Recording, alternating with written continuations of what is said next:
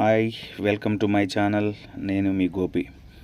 నా వీడియో కనుక మొదటిసారి చూస్తున్నట్టయితే దయచేసి సబ్స్క్రైబ్ చేసుకోండి. సబ్స్క్రైబ్ చేసుకోవటం వల్ల నేను చేసే వీడియోలు ముందుగా మీకే వస్తాయి కాబట్టి దయచేసి సబ్స్క్రైబ్ చేసుకోండి.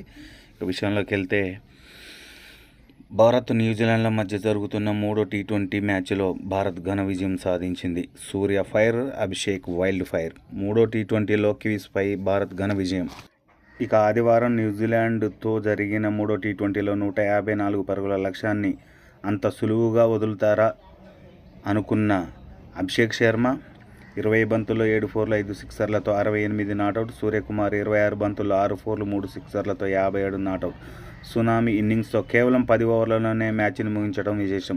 ఇరు జట్లు కనీసం డ్రింక్ విరామం కూడా తీసుకోలేదంటే వీరు విధ్వంసకరం ఏ విధంగా ఉందో అర్థమవుతుంది. 8 వికెట్ల తేడాతో నెగ్గిన భారత్ మరో 2 మ్యాచ్లు మిగిలుండగానే 3-0తో సిరీస్ను దక్కించుకుంది. ముందుగా బ్యాటింగ్కు దిగిన కివీస్ 20 ఓవర్లలో 9 వికెట్లకు 153 పరుగులు చేసింది. Phillips, Chapman, Santner double score చేయడం మాత్రమే రాణించారు. బుమ్రాకు 3, బిష్నోయ్కి, హార్దిక్లకు 2 వికెట్లు దక్కాయి. ఆ తర్వాత చేతన్లో భారత్ 10 ఓవర్లలో 2 వికెట్లు మాత్రమే నష్టపోయి 155 పరుగులు చేసి నెగ్గింది. ఇషాన్ 13 బంతులు 3 ఫోర్లు 2 సిక్సర్లతో 28 రాణించాడు. ప్లేయర్ ఆఫ్ ద మ్యాచ్గా జస్ప్రీత్ బుమ్రా నిలిచాడు. Abhishek Sharma wild fire. కేవలం 14 బంతుల్లోనే 50 రన్స్ పూర్తి చేసుకోవడం విశేషం. అభిషేక్ శర్మ ఈ ఫార్మాట్లో విధ్వంసకర బ్యాటింగ్ చేస్తూ కివీస్ జట్టులో వణుకు పుట్టిస్తున్నాడు.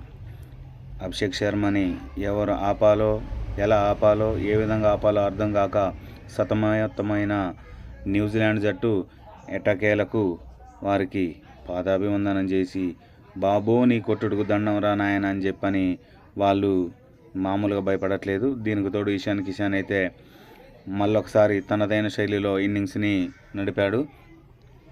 అయితే ఈ మ్యాచ్లో ఒక సంఘటన చోటు చేసుకుంది. టీ20లో తొలి బంతికి అవుట్ అయిన 4వ భారత బ్యాటర్గా శాంసన్ నిలిచాడు. గతంలో రాహుల్, పృథ్వీ, రోహిత్లు ఉన్నారు.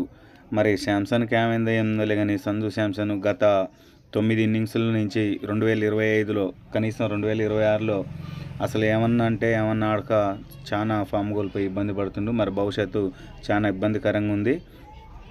మ్యాచ్లలో ఆడిపియకోకుంటే ఒక బాధ, ఆడిపిస్తే ఒక బాధ అన్నట్టుగా సంజు శాంసన్కి ఏమైందో మరి కనీసం ప్రతిఘటన చూపలేకపోతుండు.